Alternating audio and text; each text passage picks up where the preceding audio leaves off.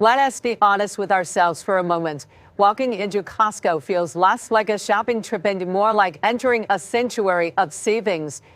You show your card to the greeter like you are entering an exclusive club. You grab a cart the size of a small SUV, and suddenly you are under the warehouse spell. Everything looks like a deal because it is sitting on a wooden pallet and sold in a quantity that could sustain a small village for a month. That 5-gallon jar of pickles for $8. You tell yourself you would be losing money not to buy it. But here is the cold hard truth that most of us are too distracted by the free samples to notice. Costco is one of the most brilliant psychological experiments ever conducted on the North American consumer. In 2026, with inflation still nipping at our heels and the cost of living feeling like a weight on our chest, we are more desperate for bulk savings than ever. But while Costco's business model is built on famously thin margins, averaging just 11 to 14%, they are not a charity.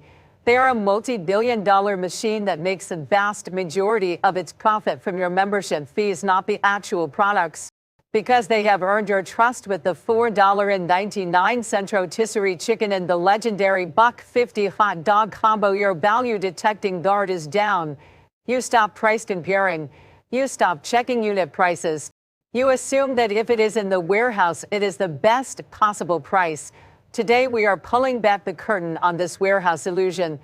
We have crunched the numbers, consulted supply chain experts, and looked at the data from food waste studies to bring you the 10 items at Costco that are actually a total ripoff. From spec-down electronics to the freshness trap that is bleeding your wallet dry, we are going deep. If you want to actually save money this year, you need to know when to put the item back on the pallet and walk away. We have to start with the biggest psychological trick in the book, which is the unit price fallacy. This is the idea that because the price per ounce or price per pound is lower, you are automatically saving money. But in the world of perishables, there is a hidden variable that most shoppers completely ignore, and that is the velocity of consumption. This brings us to our first major rip-off, which is the massive bags of produce. Think about those giant containers of organic spinach or those 5-pound bags of berries. On paper, the math is beautiful. You might pay $6 for a massive tub of greens at Costco, whereas a tiny 5-ounce clamshell at your local Kroger, Safeway, or Loblaws costs nearly $5. You tell yourself you are getting 5 times the amount for only $1 more. But here is where the University of Arizona's food waste study comes in. Now, research found that bulk buyers, specifically those shopping at warehouse clubs, waste an average of 20 to 30% more food than traditional grocery shoppers. This is because of basic biology. Produce starts dying the moment it is harvested. That spinach has a half-life. For a standard family of 4, consuming 2 pounds of spinach before it turns into a green, slimy biological hazard at the bottom of the crisper drawer is statistically unlikely. If you throw away 70% of that Costco bag because it spoiled your actual cost for the portion, you actually think jumps to 60 cents per ounce. You aren't just losing money, you are paying Costco for the privilege of managing their trash. Unless you are running a commercial smoothie bar or hosting a massive salad party tonight, the produce aisle is often a siren song leading you straight into a financial reef. The second part of this freshness trap is found in the spice aisle. You see a 16-ounce container of ground cinnamon for $8. At your local grocery store, a tiny 2-ounce jar is $5. It feels like a steal. But spices are not infinite. The moment you open that seal, the essential oils, which are the things that actually make your food taste good, begin to oxidize and evaporate. Most culinary experts and food scientists agree that ground spices lose their potency after 6 months. Unless you are baking for 100 pumpkin pies this season, the jar of cinnamon is going to be tasteless brown dust by month 8. You will end up using triple the amount to get the same flavor, or worse, you will serve bland food for the next 3 years. A bargain is only a bargain if you actually finish the jar while it is still good.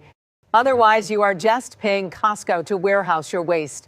Now we move into a territory where Costco gets incredibly sneaky. We usually think of Costco as the place for raw ingredients. but they have leaned heavily into the prepped and ready market lately. This is where they capitalize on your most valuable resource, which is your time, but they charge an exorbitant interest rate on it. This leads us to our third drip off, which is pre-cut fruits and vegetables. Walk past the cold room and you will see those beautifully arranged trays of pre-cut pineapple or chopped onions. Let us look at the data. In 2026, a full pineapple usually hovers around $3 or $4. A container of pre-cut pineapple in a Costco deli is often $12 to $15 for roughly the same amount of fruit. You are paying a 300 to 400% markup for someone else to spend 60 seconds with a knife. In a warehouse store dedicated to wholesale prices, this is the ultimate contradiction.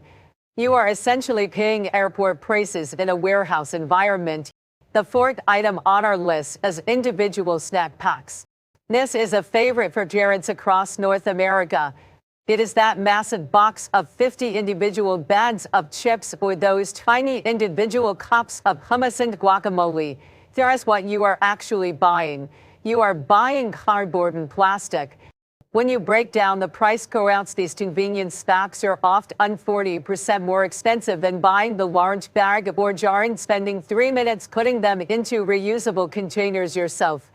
But it is not just the price, it is the stockpiling paradox. Marketing studies show that when we have a limitless supply of individually wrapped snacks, our household consumption rate increases by up to 25%. Because they are grab and go, you and your kids eat them much faster than you would if you had to bowl them out, which sends you back to Costco sooner. The fifth strip often involves name brand cereals. This is a classic warehouse trap. You see two massive boxes of Honey Nut Cheerios shrink wrapped together for what looks like a great price. But here is the insider's secret of the big grocery cycle. Stores like Kroger, Publix, or Safeway use cereal as a loss leader far more aggressively than Costco does. Between digital coupons, buy one get one free sales, and loyalty rewards, you can almost always find name brand cereal at a lower unit price at a traditional supermarket than at Costco.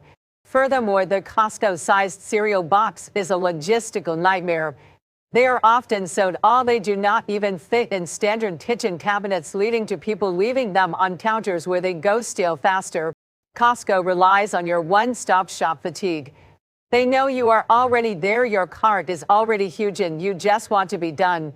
They know you probably won't leave to go to a second store just to save $2 on cereal. But over a year, those $2 increments add up to hundreds of dollars in convenience taxes. You are paying for bulk savings. You are paying a premium for the warehouse to do your knife work and your portion control. Now we need to talk about something even more subtle, which we call the spec down secret. This is perhaps the most sophisticated drip off because it isn't about the price you see on the tag, it is about the product itself. If you have ever walked through the electronics section and wondered why a 65-inch Samsung TV is $100 cheaper than the one you saw at Best Buy, you have encountered the derivative model mystery. Manufacturers create specific versions of their products designed exclusively for warehouse clubs. They carry the same logo, but they have been spec'd down to meet Costco's price points. This is our sixth drip off. When you buy a TV at Costco, you need to look very closely at the model number. It might be one number at a high-end electronics store, but at Costco it has a different letter at the end.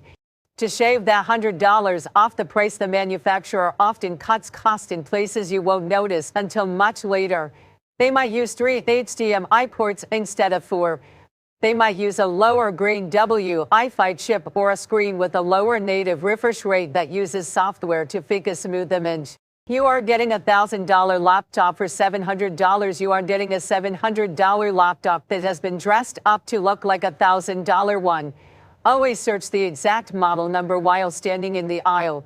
If the only results that come up are Costco and other warehouse clubs, you are looking at a derivative model. The seventh item is designer clothing. You see those $20 Levi's or Calvin Klein shirts and think you are getting a steal. But brands often use made for warehouse production lines. These aren't the overstock from the main stores. They are manufactured using lower quality materials from the start. The denim might be thinner, the stitching count might be lower, and the firmware might be plastic instead of metal. You are essentially buying a fast fashion version of a premium brand. It is brand name prestige with grocery store quality. If you are okay with that, it is fine, but do not think you are getting mainline quality for a fraction of the price. The 8th rip-off involves the tire center. While Costco's prices on tires are competitive, they are often a rip-off in terms of time and accessibility. But the real trap is the warranty support. If you buy tires at Costco and you are on a road trip far from home and get a flat, you usually have to go to a Costco to have that warranty honored. If the nearest Costco is hundreds of miles away or has a 3-week wait list for an appointment, which is a common complaint these days, you are stuck. Local tire shops often offer much better road hazard flexibility and can get you an undoubted in an hour, not a whole afternoon. As we move into the final category, we have to address the competition blind spots where the giant warehouse loses to smaller, more specialized players. The 9th rip-off on our list is diapers and baby supplies. If you are a new parent, the giant box of diapers seems like a no-brainer. But in the era of digital competition, Amazon and Target treat diapers as retention hooks. They are willing to lose money on diapers to keep you in their ecosystem. Target frequently runs deals where you get a $20 gift card if you spend $100 on baby care. When you factor in that gift card, the price per diaper drops significantly below Costco's price. With Amazon Fast Subscribe and Save discounts, you get a lower price and front door delivery, making the Costco diaper run a real waste of your gas and time. The 10th item is books and media. The book table at Costco is a graveyard of bestsellers that people buy on impulse but never actually read. Almost without exception, a new release on the Costco table is a few dollars more expensive than it is on Amazon. Costco isn't trying to compete on book prices. They are placing those books in your path because they know you have already committed to spending hundreds of dollars today. Another $15 for a cookbook feels like a rounding error in your brain. This is the definition of a rip-off. We have to talk about the psychology behind all of this, specifically the legendary $1.50 hot dog.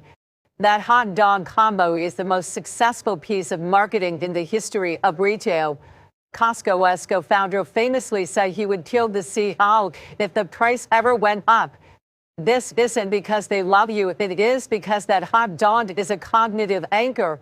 It sets a baseline in your brain that says this place is fair and on your side.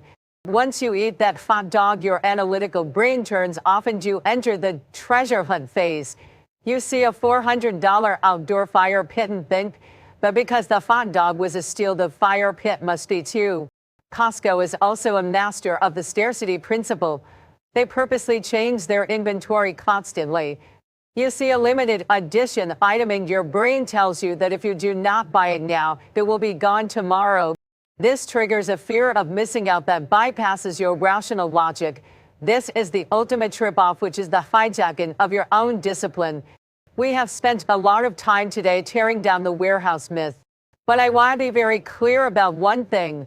This video is not a suggestion that you should cancel your membership. Costco is still brilliant for many things like gas, high-quality olive oil, and certain staples. But the real buyer beware isn't about the products on the shelves. It is about the intentionality of your life. We are busier than we have ever been. We are being bombarded by deals from every screen in our pockets. We have been trained to believe that more for less is the definition of winning. But if your garage is full of bulk paper towels you won't use for 2 years, and your fridge is full of rotting garden spinach in your living room because a TV with half the features you actually wanted, are you actually winning? Every time you push that oversized cart through those sliding doors, you are in a battle of wills. It is you versus a $1 trillion dated ribbon machine designed to make you overconsume. To beat the rip-off, you need to reclaim your sovereignty as a consumer. You need to adopt what I call the Goldilocks strategy.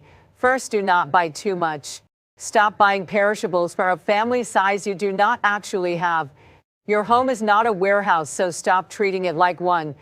Do not move too fast. If it is an electronic or a high-ticket item, give yourself 24 hours to research the specific model number and compare it to the retail version. And third, find what is just right. Focus your membership on the boring stuff like laundry, detergent, and trash bags, and learn to ignore the treasure hunt that is designed to trip you up. True wealth isn't found in a 50-count box of granola bars. True wealth is having the discipline to walk past a deal because you know you do not need it. Next time you are at the checkout line and you see that total climbing toward $500, take a breath.